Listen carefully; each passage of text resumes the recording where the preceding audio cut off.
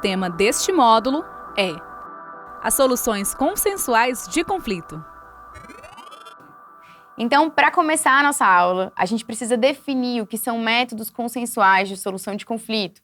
E esses métodos são mecanismos adequados para que a gente resolva os conflitos, para que a gente consiga dar solução aos nossos conflitos sem precisar mover toda a máquina do judiciário. A gente simplesmente tenta trazer novas técnicas, novos métodos para que esses conflitos sejam resolvidos de maneira simples, ou entre as partes, ou com a ajuda de um mediador ou conciliador, como veremos a seguir. Esses métodos, eles têm a comunicação como ponto central da sua eficácia. Então, nós sabemos que a comunicação é algo muito comum, é algo normal. A maior parte das nossas discussões, das nossas contendas diárias, nós resolvemos por meio da comunicação. É por meio da comunicação que nós expressamos o mundo objetivo e subjetivo. É por meio dela, por exemplo, que nós podemos dizer que as sociedades foram constituídas e formadas. Somente porque houve entendimento entre homens, a gente pôde, então, formar as nossas sociedades. Então, a eficácia da comunicação, ela é provada por si.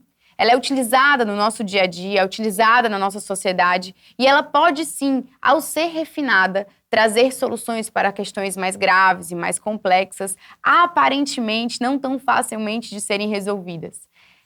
A ideia, de trazer a comunicação entre as partes para a solução de litígios que seriam resolvidos somente pelo Poder Judiciário, começou a ser estudado por muitas universidades e refinado. Então, eles começaram a refinar estes métodos, estudar as técnicas, criar teorias, a ponto de trazerem uma verdadeira ciência dos métodos consensuais de solução de conflito.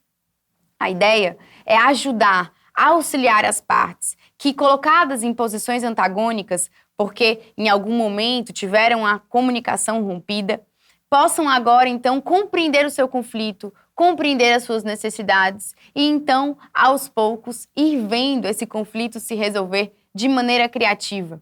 Muitas universidades do mundo têm feito esse refinamento destas teorias e trazido novas técnicas que abrem para nós novos paradigmas de formas de enxergar os conflitos. Os métodos consensuais de conflito, eles trazem uma nova mudança de paradigma.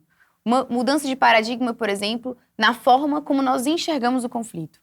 Inicialmente, se pode dizer que, diante da comunicação rompida, as partes são colocadas em posições antagônicas. Então, em vez de cooperar para a resolução do conflito, elas tentam impor sucumbência à outra parte. Então, uma parte teria que vencer e a outra parte teria que perder. A ideia dos métodos consensuais é tirar essas partes dessas posições antagônicas e colocá-las para cooperar juntos na resolução do conflito. Então, nós temos uma mudança de paradigma da adversariedade, de partes em posições antagônicas, para a cooperação. Partes que cooperam juntas para tentar resolver aquele problema. Nós temos uma mudança de paradigma, por exemplo, também na perspectiva da visão do homem. A ideia de que eu só posso resolver um conflito com a influência de uma autoridade externa a ele, mostra que nós percebemos no homem uma incapacidade, uma inabilidade de resolver os seus conflitos. Os métodos consensuais trazem uma nova visão sobre o homem. Eles olham as pessoas como pessoas capazes de desenvolver habilidades de resolução de conflitos. Então, nós acreditamos que todas as pessoas são capazes de, auxiliadas ou não, aos poucos, entender o seu conflito e resolvê-lo da melhor forma. Os métodos consensuais de conflito já foram chamados alternativos. Hoje são chamados adequados. Isto porque existe um espaço de insatisfação com as decisões tomadas pelo Poder Judiciário, que poderiam ser através da especialização das demandas, ou seja, trazendo as situações mais simples e mais adequadas, a mediação e conciliação e outros métodos consensuais, e as mais complexas e insolúveis, somente essas ao judiciário, tornariam tudo mais fácil e com maior satisfação das partes envolvidas no conflito. Existe sim um espaço de insatisfação com o judiciário, principalmente direcionado à questão da morosidade. Muitas vezes, os métodos consensuais de conflito trazem decisões mais rápidas e eficazes para aquela situação pontual, para aquelas pessoas envolvidas naquele conflito. Nós temos também questões de sucessão de demandas. Às vezes, quando levamos questões inadequadas ao judiciário, a sentença não traz uma legitimidade, não traz, né, em si a autonomia do poder de decisão das próprias partes, que alienaram esse poder de decisão ao poder judiciário. E essa deslegitimidade, gerada justamente por esta falta de autonomia de decisão das partes, pode gerar sucessivas demandas. Este é um dos problemas também, uma das insatisfações que fizeram com que a gente começasse a pensar os métodos consensuais de conflito. Como exemplo de alguns métodos importantes, nós podemos citar a negociação, a mediação e a conciliação. A negociação é um método que prescinde completamente da influência de terceiros. As próprias partes, por si, dependendo apenas da sua habilidade de resolver esse conflito, vão discutir as suas questões. A negociação ela pode ser formal, informal, pode ter ou não a presença de terceiros, né? E ela ocorre de uma maneira simples, ocorre com as discussões, né? Podem sim ali incidir técnicas aguçadas, métodos novos, mas ela ocorre de maneira simples, com uma comunicação que vai se restaurando, né, na tentativa de resolução do problema. A mediação, por sua vez, tem a influência de um terceiro, o mediador, que não propõe soluções. E aí está a diferença fundamental entre a mediação e a conciliação. Na mediação, o mediador vai trabalhar o conflito. Ele vai auxiliar as partes a enxergarem as suas verdadeiras necessidades, a compreenderem os seus conflitos, a compreenderem a saírem de suas posições e a conseguirem, de maneira correta, ali, cooperar na resolução de conflito. A conciliação, por sua vez, tem a figura de um conciliador, que pode, né, diferente da mediação, propor soluções àquele conflito. Os métodos consensuais de conflito, eles são estimulados por muitos movimentos no mundo. A gente percebe, por exemplo, que o ressurgimento das tendências liberais, que tenta trazer para os particulares o poder de decisão e retirar um pouco do poder do Estado, acabou influenciando a criação desses métodos consensuais de solução de conflito. A democratização, a perspectiva democrática também é um movimento que auxilia essas tendências, né, de métodos consensuais. Isso porque na democracia eu sou chamado a um protagonismo, eu sou chamado a participar das decisões. E ao querer participar das decisões, eu desenvolvo em mim habilidades de decisão. E então desejo também resolver os meus conflitos diários, as minhas questões diárias, com alto protagonismo. Outros ainda, movimentos, como por exemplo os movimentos de desburocratização e movimentos que trazem, né, o empoderamento social, a liberdade do homem, são também movimentos que auxiliam esses métodos consensuais, auxiliam a divulgar esses métodos consensuais. É importante que a gente fale que em nenhum momento esses métodos tentam retirar poder e força do poder judiciário. Como foi dito anteriormente, a especialização de demandas ajuda inclusive a fortificar o poder judiciário, que com demandas mais especializadas pode então trabalhar na sua complexidade, né, e na resolução de questões que não foram resolvidas, que não puderam ser resolvidas anteriormente por técnicas e métodos, né, que podem ali auxiliar a resolução de conflitos mais simples ou complexos, mais adequados. Quando a gente fala de métodos consensuais de resolução de conflito, alguns diplomas são muito importantes. Dentre eles, resoluções do Conselho Nacional de Justiça, Código de Processo Civil, a Lei de Mediação, manifestações também de instituições como a OAB. Tudo isso é muito importante para que a gente compreenda, né, a regulação desses métodos. É importante saber também que os métodos consensuais de conflito já são citados na Constituição de 1988.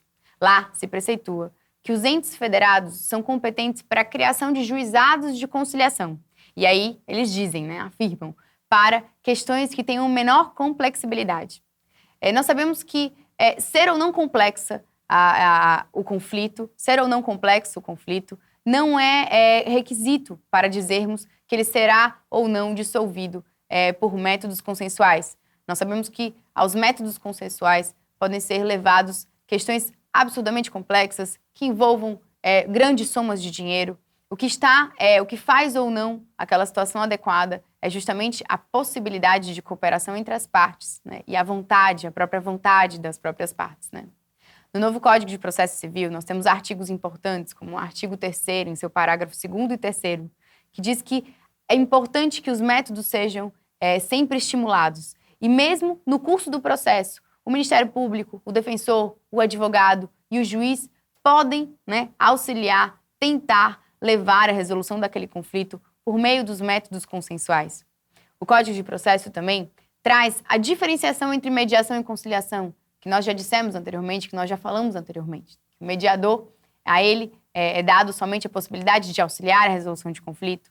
Já o conciliador pode, inclusive, propor soluções. Também nós temos as resoluções do Conselho Nacional de Justiça, com algumas diretrizes sobre a política de tratamento do conflito.